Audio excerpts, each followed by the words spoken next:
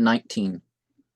6 days Salaman on the camel rode, and then remembrance of foregone reproach abode not by him, and upon the 7th he halted on the seashore and beheld an ocean boundless as the heaven above, that reaching its circumference from calf to calf down to the back of Gao and Mani, descended, and its stars were creatures' eyes. The face of it, as it were a range of moving mountains, are as endless hosts of camels trooping from all quarters up, furious with the foam upon their lips. In it innumerable glittering fish, like jewels polished sharp to the sharp eye, but for an instant visible, glancing through, as silver scissors slice a blue brocade. Though were the dragon from its hollow rouse, the dragon of the stars would stare aghast. Solomon eyed the sea, and cast about to cross it, and forthwith upon the shore devised a shallop like a crescent moon, wherein that sun and moon in happy hour entered as into some celestial sign, that figured like a bow, but arrow-like in flight, was feathered with a little sail, and pitched upon the water like a duck. So with her bosom sped to her desire. When they had sailed their vessel for a moon, and marred their beauty with the wind of the sea, suddenly in mid-sea revealed itself an isle beyond description beautiful, an isle that all was garden, not a bird of note or plume in all the world, but there as in bridal retinue arrayed, the pheasant in his crown, the dove in her collar, and those who turned their bills among the trees, that arm in arm, from fingers paralyzed, with any breath of air, fruit most moist and dry, down scattered in profusion to their feet, where fountains of sweet water ran, and round sunshine and shadow checker chase the ground. Here Garam garden seemed in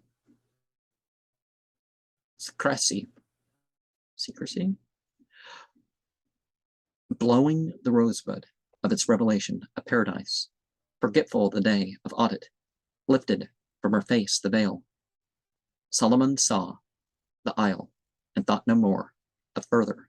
There with Absal he sat down, Absal and he together, side by side, rejoicing like the lily and the rose, together like the body and the soul. Under its trees, in one another's arms, they slept, they drank its fountains, hand in hand, sought sugar with the parrot, are in sport, paraded with the peacock, raced the partridge, are fell a talking with a nightingale. There was the rose without a thorn, and there the treasure, and no serpent to beware, but sweeter than your mistress at your side, in such a solitude and none to chide. Whispered one to Wamek, O thou, victim of the wound of Azura, what is it that like a shadow movest thou about in silence, meditating night and day? Wamek answered even this, to fly with Azura to the desert, there, by so remote a fountain, that whichever way one traveled, league on league, one yet should never meet the face of man, there to pitch my tent forever, there to gaze on my beloved, gaze till gazing out of gazing grew to being. Her I gaze on, she and I no more, but in one undivided being blended. All that is not one must ever suffer with the wound of absence, and whoever in love's city enters finds but room for one, and but in oneness union. And well, there are certain moments that sort of live on forever. I don't know the name of the instrument, but it's kind of like a guitar. Are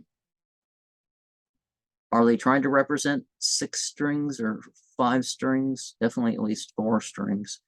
But this guy is playing something. But he's practically leaning over the woman, so it's definitely representative of something. And the peacock's like right behind them, and